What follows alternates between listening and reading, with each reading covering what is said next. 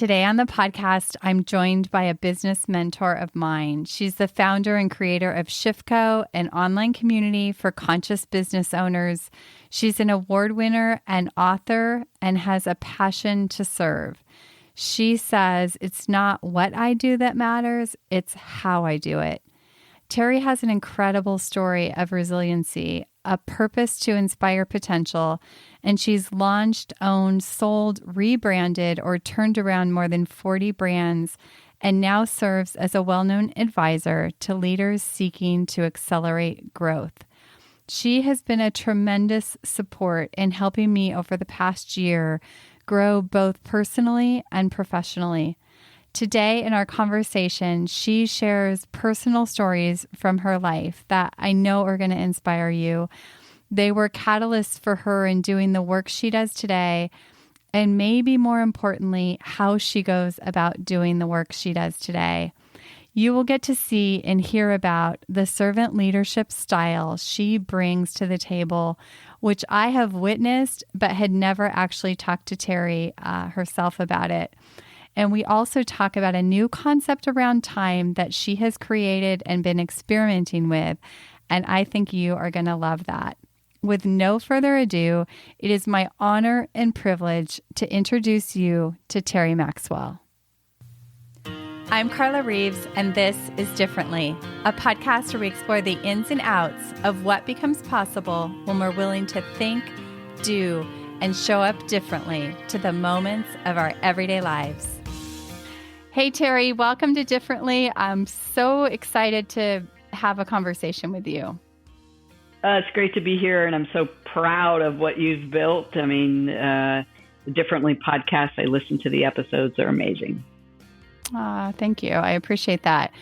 Terri, for those of you listening, Terri has been a business coach of mine for, just over a year now. So you've been behind the scenes in everything that I'm doing. So I appreciate you, and I'm honored that you're here. And I would love to start by just having you give people a sense of who you are and where you've come from and your story, because I know there's a powerful story behind all the incredible work you're doing today.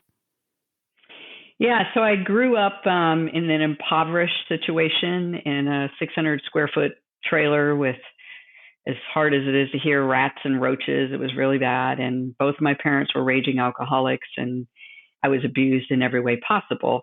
So that's the difficult part of the story. But the differently part of the story is it really shaped my perspective that to survive that type of intense trauma, I trained myself with this idea of you get what you focus on. So rather than focusing on the trauma, rather than focusing on what was wrong, I taught myself, with the help of my grandfather, to focus on my goals, to focus on where I was going, to focus on what was good about the life ahead of me rather than what I was experiencing at that moment. And it really sent me on this amazing trajectory.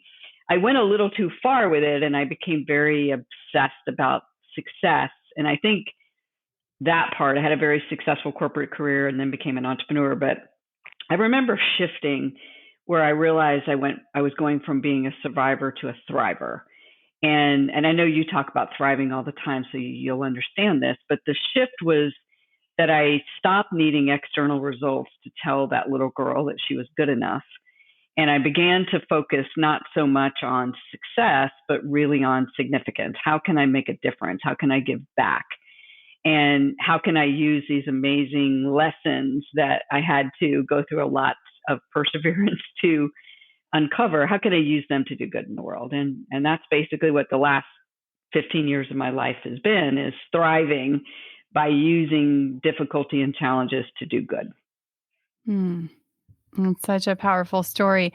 Can you take us to a moment, how old were you when you had the first glimmer, either from your grandfather or inside yourself or from above? What was that first glimmer of something else is possible? There were several. I think the one that is most impactful for your listeners, I used sports to overcome a lot of the anger that had been building in me. And it was an outlet that was really successful for me. But in one particular case, I played basketball and softball. I was a point guard, so I was the girl who brought the ball down the court, and we were in a championship game. And the first half, I mean, I could just do no wrong. I was passing, I was shooting, everything was great. And I had to have sometimes an arrogance is one of my self-defense mechanisms. So I'd gotten a little arrogant, and the halftime happened, and I was bragging about, how we're going to run the score up. And I didn't realize when I went out for the second half, the opposing team's coach had recognized that I had a pattern. And so he did what's called a trap, where he would bring two defenders up at the half court line and meet me and trap me in the corner. And the first time it happened, boy, I was so angry. I lost the ball. They scored. The second time, this was hilarious. I dribbled the ball just like a crazy person to the exact same spot. It was crazy. And they trapped me again and stole the ball and scored. And so the third time, what do? I dribbled the ball to the exact same spot. And this went on until finally the coach took me out of the game, because I was literally having a meltdown right on the court. And I stormed out of the gym. I was so mad. We lost the game. It's the coach's fault, and I'm blaming the coach. And I go to my grandpa, and my grandpa always had these wise words. And so he said, he listened to my rant, and this teenage rant, and my hands on my hips. And he said, well, Terri, you get what you focus on. And I was like, it's not my fault, Grandpa, and really just kind of, put my fists up. And he said, hey, calm down. He goes, the first half, what were you focused on? And I said, scoring. He goes, yeah, you were focused on the goal. The second half, what were you focused on? I said, getting past the defenders. And he was like, exactly. You were focused on the obstacle. And I was like, oh, wow. and I just literally relaxed. And I think a little tear even came out of my eye. And he goes, honey, you get what you focus on. The minute you take your eye off of your goal or what is working, and you put it on what's not working and the obstacle, you get trapped. And it was such a metaphor. It dramatically shifted the way that I viewed the world. And I tell that story a lot when I'm speaking from stage. And obviously I elaborate on it and really get them into the feeling of the story and the sense of that little girl who was trying to prove she was good enough, driving right to the obstacle, trying to beat the obstacle down. And it's a metaphor for life. That's what we do, is we just try to persevere and fight the obstacle and obsess over the obstacle rather than just shifting. I could dribble with my left hand, Carla. All I had to do was move from the right to the left. I could have gone down the left side of the court. That my team was like over there jumping up and down, raising their hands, going, I'm wide open over here. And I couldn't see them because I was so focused on the Oh obstacle. my gosh, what a story. I have spent a lot of time on the basketball court, and my son was a point guard. And so I know exactly what you're talking about. And oh my gosh, what a lesson your grandfather gave you. Yeah. And that's, a principle that I learned a lot of years ago too, that what you focus on grows. And it's really behind a lot of the work that I do with clients too. I want to go back for a moment to something you said. You said there was a point where you took like those survival, I'll call them strengths, and like really drove in with that hard, where it sounds like it almost became like a weakness. Yeah, and you had to, it did. Yeah. It did. Yeah. It was always the next goal, the next promotion, how much money can I make? I'm at six figures. I'm at 200K. It was just this constant obsessive need. And as you know, I'm still trying to undo a lot of that. Now it's a lot more subtle, but it's still there, that this need to achieve, to feel good enough. And I think that's, a lot of what I see in both in entrepreneurship and executives and career is that they shift from some of those other coping mechanisms to that achievement or success is going to bring them validation and worth, and it doesn't. And it's an endless stream of trying to prove that you're good enough. So when you really unhook from that and you begin to accept that, well, what if I'm just good enough the way that I am? And then what if I, rather than I try to achieve, I try to serve, and I just simply try to make my little piece of the world better? That awakening, which happened right, I think 40 to 45 years old, that awakening sent me down this trajectory that I don't have to sacrifice success for meaning and purpose, but I simply put meaning and purpose first. And that's, my first company in this arena was called Succeed on Purpose. And it's a double entendre. It's not just to do it deliberately, but to do it on purpose, to do it with meaning and soulfulness and giving back and service, that you succeed on those things, not when I retire, I'll do good in the world. I just believe you can have both. No wonder, no wonder I was drawn into ShiftGo, because everything you're saying is so aligned with what I teach and the work I've done in my own life. And you are somebody who really models it all so well. I mean, my experience of watching you and being coached by you and being on a team with you, like you really model that servant and authentic leadership. And so tell us a little bit more about the work you're doing today and how that servant leadership, shows up. Yeah. So when I had this epiphany, it was around 2008. I sold the business I had at the time. It was a very successful consulting business. I sold it and I started over, and I didn't know where it was going to go. I just had this belief that I'm going to do good and make money. There has to be a way to do both.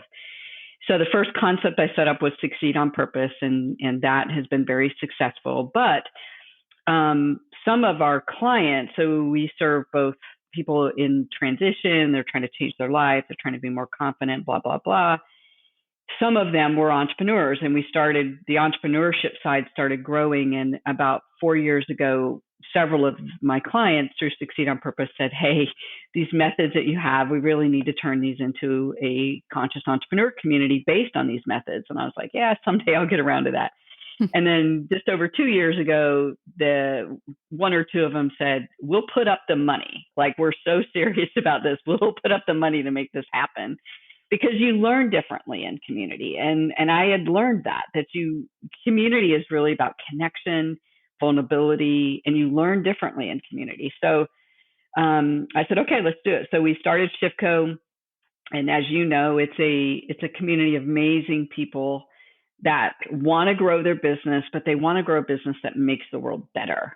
And we collaborate. We have different ways that we collaborate. We learn together. We grow together. We process issues together. You are both a coach in ShiftGo, and you do the Thrive Thursday, which everybody raves about, where you just come and your spirits are lifted up. And when you think about how difficult life can be and how difficult life could be as an entrepreneur, having a community around you that just lifts you up is powerful.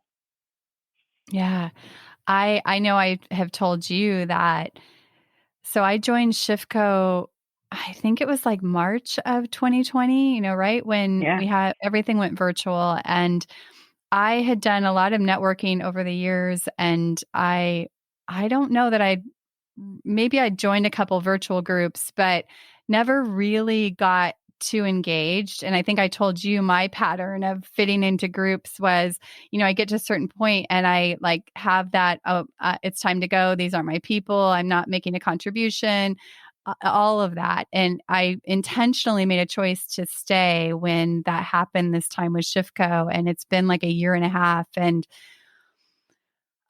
this has really been probably the most important and valuable group that I have been a part of, and really kind of stayed for the long term and seen the results of, just that one, belonging is a choice, and that it requires, like you said, vulnerability. It requires showing up again and again and again. And I always wanted those organic relationships, but that takes time too. And I'm really seeing the results and benefits of that too. And I'm just so grateful for it. So, Yeah, and I was the same way, Carla. I didn't like groups. I'm an introvert, even though I'm outgoing. I'm an introvert. I didn't have a normal life, so I can't have normal conversations. But the really cool thing is we found different ways for people to do the parts they like so that they evolve, and that's a beautiful experience. yeah, for those of you listening, it's got the, the business training side of it, but it's got the kind of social, we call them happy hour side of it. There's events and, learning events. There's opportunities to show up and share your own talents. Am I missing anything? No, it's just several different ways to connect and grow. And I believe as a conscious entrepreneur, your business grows as you evolve, and that is not easy. And so to do it surrounded by love and support and people that are authentic and caring, makes all the difference in the world. Yeah, it's amazing. And I mean, you don't always get to sit in the spaces like that I'm in where people are just expressing gratitude for the community and also just seeing people's growth over this time, seeing their struggles and then seeing their growth. I mean, there's nothing like it. And so for anybody that's listening, you definitely should check it out. And we'll give you all the links to all that stuff in the show notes. So, talk a little bit about the servant leadership, because I think in reading your bio, you said something about that. And I'm really curious about that. Yeah, so whether you call it servant leadership or authentic leadership, there's three components. Number one is the belief. I think it's a Stephen Covey principle that people will do what you do, not what you say.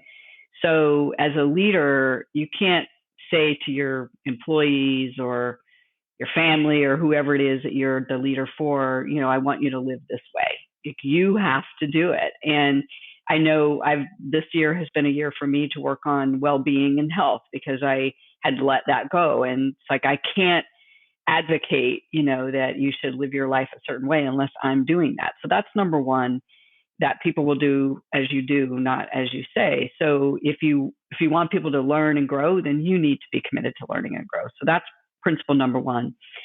Secondly, is you have to live in the gray as an authentic leader. It's not about right, wrong, good, bad. You have to really widen that gray space that we both can be right. There isn't necessarily wrong. There's different ways of looking at things. And so that's part of what makes a powerful community and builds trust in community is that you really learn to live in the gray. And so we might have disagreements about the way someone should build a business. We talk about this with the coaches all the time. As you know, we might get there a different way, but that doesn't mean one way is right and another way is wrong. It just simply means there's different ways to get there. So that's principle number two. And then principle number three is through serving people, you really begin to look for what's best for them rather than what do I want. And this was probably the hardest thing for me to grasp. And I have really focused on this the last 3 years, that rather than this is what I want, I look for what is it that you want and what is it that I want and how can we come together. And that's really those principles are what ShiftCo is based on. And that third principle is we look for people that want to lead. And we say, hey, here are the different ways you can lead. You can be a mentor, you can be a coach, you can be a happy hour facilitator, you can lead events, you can build a hub. And, you pick, whatever's right for you if you want to lead. So we don't try to fit people in a box. We just allow them to, I want to lead this way. I want to bring my gifts to ShiftCo this way.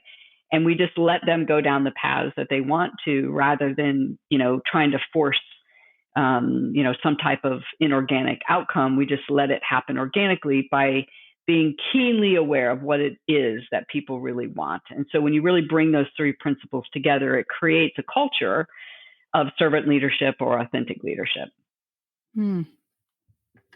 So beautiful. Inside of my marriage, we have that, I don't know, I call it being team, but it's where let's look at what, even just let's say for a weekend, it's like, okay, what's your ideal day today? And what's my ideal day today? And what can we do to make get as close as we possibly can to both of us thriving? And that has been a game changer inside of marriage. And I love the idea of it inside of business too. So Yeah, and great. if you think about it, when you're trying to grow a business, you have your clients, and there's a clear relationship. If you have contractors or partners or employees, you have a clear relationship. But when you're really in community or building collaborations, which is one of the best ways to grow your business is through collaboration, rather than who can give me what I want, look for what do you want and how can we come together and do this together, and building your business collaboratively, whether it's in community or through networking organizations that you're involved with, is one of the most efficient and effective ways to grow. I love that. So is there anything else inside of that or Shifco that's on your heart to share? And then I want to kind of transition to another conversation that you and I wanted to have.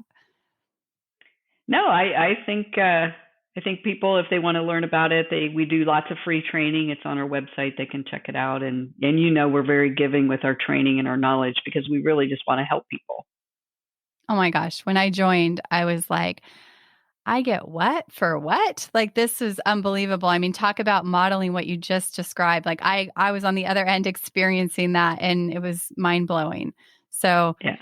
yes. So Terri, when you and I talked about doing a podcast together, we also talked about the topic of time and some things that you've been exploring in time. And I love the concept of time because for years, I saw that it was the number one excuse that would show up with my clients for not doing the things that matter, not getting to the dreams and goals and the deepest desires of their hearts. And I thought I knew I needed to help my clients around this to really help them move forward on all these other important matters in their life. So I know you love the topic too, and you've been exploring this new idea. So I would love that for you to share that with all of us. Yeah. So the setup for this is, I don't know, maybe a decade ago, I realized that there's egoic time, which is horizontal. So my goals are in front of me, I plan in front of me. And then there's what I call soul time, which is vertical.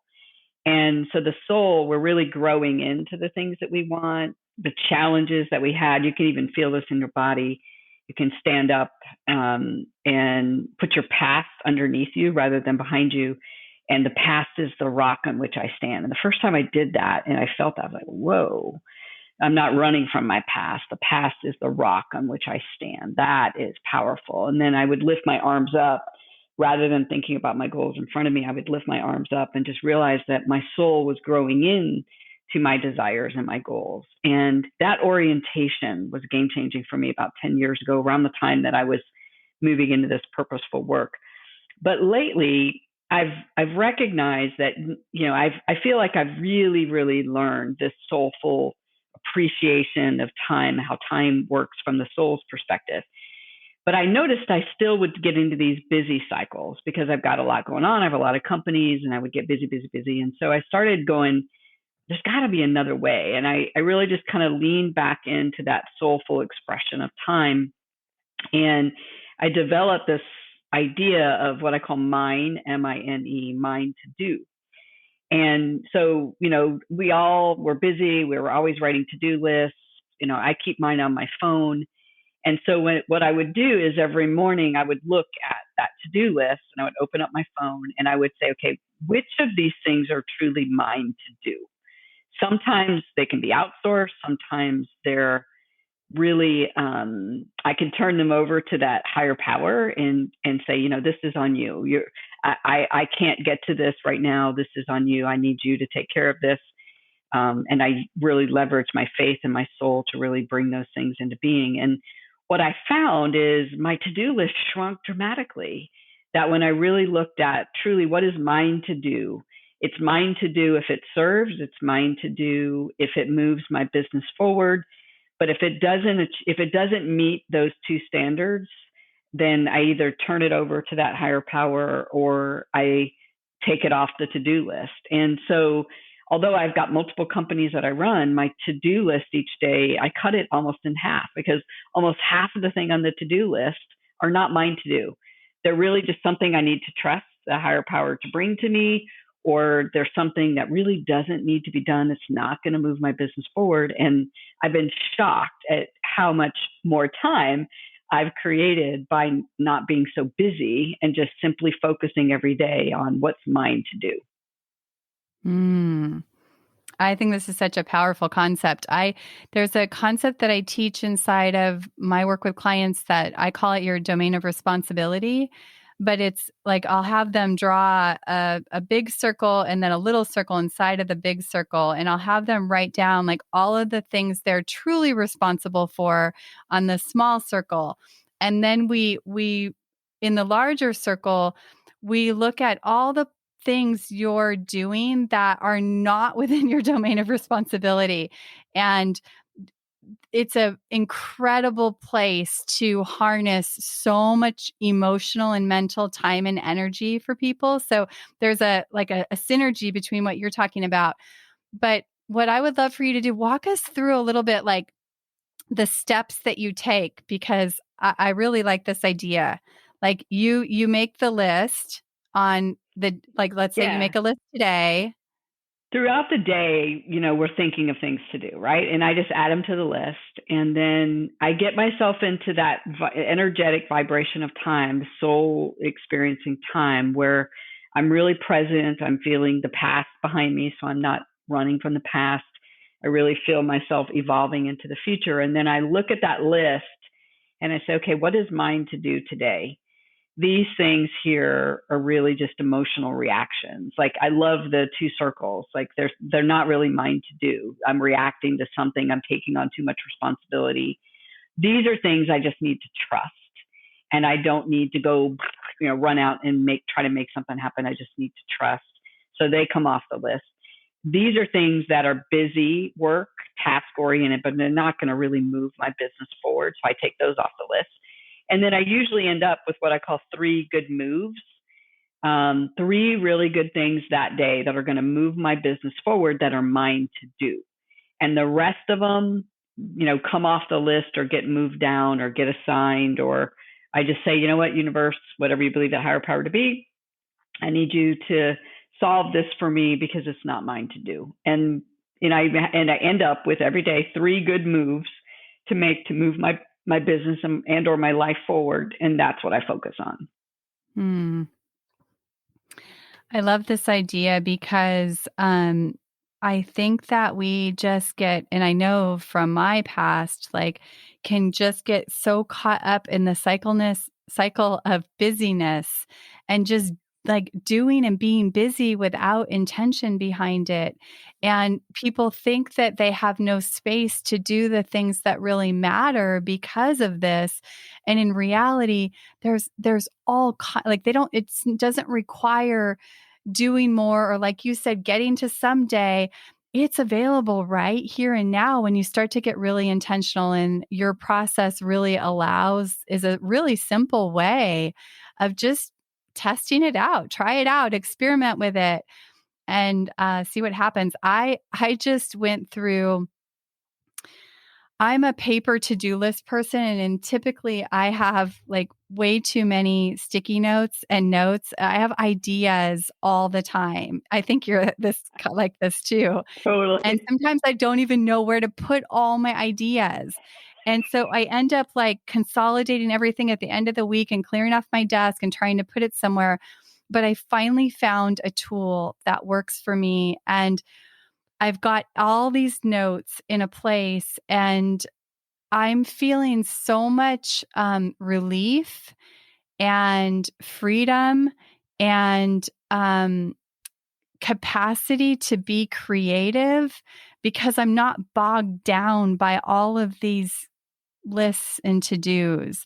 But I now want to apply what you just described, because I think there's something to that concept, because so many times I'll go back to lists and it's like, oh, well, that already got done, or that didn't need to get done, and it sounds like you're almost doing that on the front side and eliminating a lot of noise that isn't necessary. And I think that's why I love working with you, and I love the work that you do with clients, because you are so centered. Like, I very seldom, and I've seen you in a lot of settings, you're always centered. And I know you work very hard to be present and to be intentional. And it's such a priority. But what you just described is, I think, what makes people really able to achieve their potential is you get the stuff out of the way and you really focus on not accepting. Like, what a lot of people do is they get busy and they accept that that's a reality. And you don't do that. You say, no, there's got to be a different way. That's why differently exists. There's got to be a different way for me to get to where I want to go or to be the person I want to be. And I love that you really Mm. live differently. And if you don't like something, you change it or you try something different. And I think that's the key to living an abundant and a joyful life. Well, I think we share that. And I mean, that's been like a blueprint in my life. Like, if I think back to every major pivot point or change in my life, it's come from like, like a little bit of dis-ease around something, and like noticing that this isn't working or I don't like this, knowing that there was something more, something better, something greater possible, not having a clue how to get there, but like throwing my hat over and just making it my mission to figure it out or have it show up. And every single time I throw my hat over for something greater is possible, the things that I need show up and are right there. And so, Always. yeah, always. Yeah. It requires, though, being willing to give up the mediocrity, the things that are in the way, and not accept them. There's a better way. There's, you can open up and receive. Like, you don't have to live like that. And I know you believe that, and you're a great role model for that. Thank you for that. I appreciate that. So any quick tip or wisdom that you would share for people listening? I mean, people listening are probably a lot like you and I, high achievers, wanting more in their life, wanting to have a great impact, feeling challenged by this, that, or the other thing, right, that comes up. Is there maybe there's one thing in your life that's really made a difference for you to just really keep showing up in the face of adversity or what is happening? And yeah, what's been that tool or resource that's been most powerful for you? My go-to tool I call the ABCs. And what the ABCs are is, A stands for acknowledge. So there's a prompt, and I do this several times a day. The truth is, I feel frustrated, or whatever, insert. The truth is, I feel. Whenever I go get a cup of water, I start and I say out loud, just kind of gently, the truth is, I feel. And then I listen to whatever comes up. Sometimes I'm happy, sometimes I'm frustrated, sometimes I'm angry, sometimes I'm scared, whatever it is. So what that does is that moves any dissonance that's in your brain or in your body. It moves it from the subconscious into the conscious mind. And that's a really important step. And then step two, that's the A, acknowledge. The truth is, I feel, let it come up. Step two is just to breathe it out of your body. So, 4 breaths into the nose, out to the mouth. Just breathe that energy out of your body and almost kind of cleansing. And then C, so A, B, C is connect. And then I just am present. I just move myself into the present moment. I don't worry about the meeting that I have, coming up. I just move myself into the present moment and feel myself really be calm. And I used to work on presence, but it wasn't as effective. And then I added breath.